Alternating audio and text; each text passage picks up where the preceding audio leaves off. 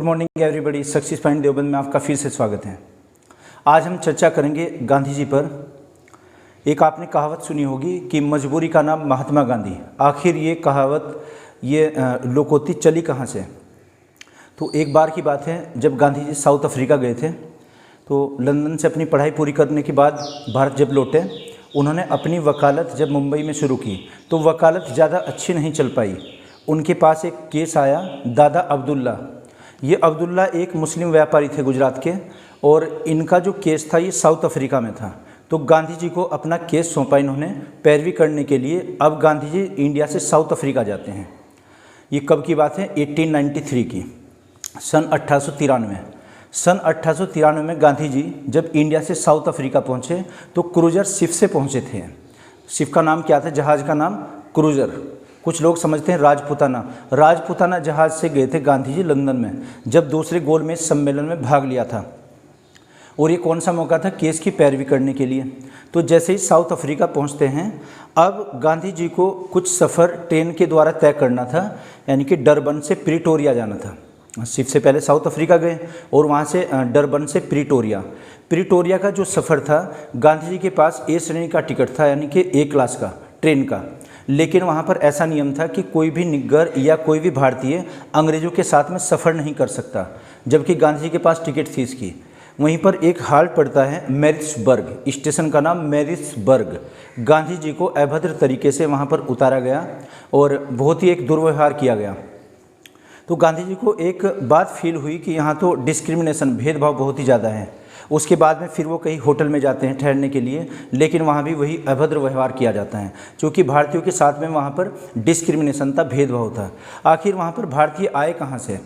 जो south Africa में Indians थे, तो एक ज़माने में अंग्रेज़ उन भारतीयों को साउथ अफ्रीका में गन्ने की खेती करने के लिए ले गए थे, लेकिन वहाँ पर उनको बंधुआ मजदूर की तरह रखा गया। तो ये भेदभाव इस तरीके से वहाँ पर क्रिएट हुआ। तो गांधी जी को जो अब्दुल्ला व्यापारी ने फीस दी थी 1 वर्ष के लिए केस की पैरवी करने के लिए, उनके पास वो लिमिटेड धन था, यानी कि पैसा बहुत सीमित था।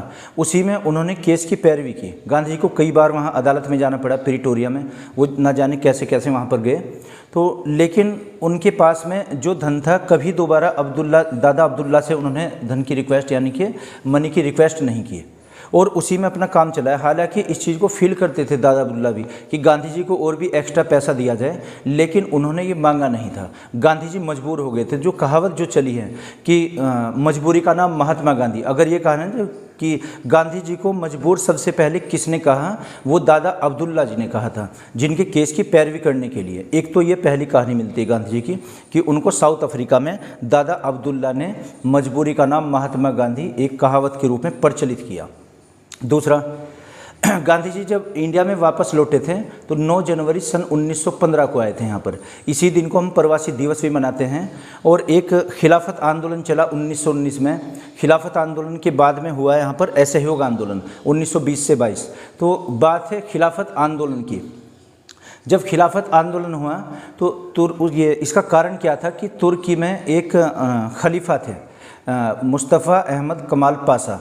तुर्की का डिसेंट्रलाइजेशन किया यूरोपियन कंट्रीज़ ने, उनको यानी कि तख्ता पलट किया, वहाँ गद्दी से उतारा गया।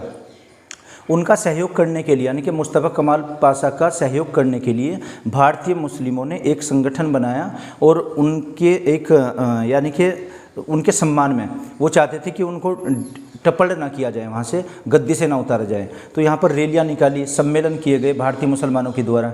इसका जो सम्मेलन बुलाया गया था खिलाफत आंदोलन का, ये बुलाया गया था दिल्ली में, और इसकी अध्यक्षता गांधी जी ने की थी। यहाँ पर उस टाइम पर जलियांवाला बाग हत्याकांड हुआ था, उसके बाद में खिलाफत आंदोलन। तो खिलाफत आंदोलन में हम अंग्रेज़ों को ये दिखाना चाहते थे कि हिंदू मुस्लिम एकता को कायम रखने के लिए, तो गांधी जी ने इसका परिचय यहाँ पर दिया।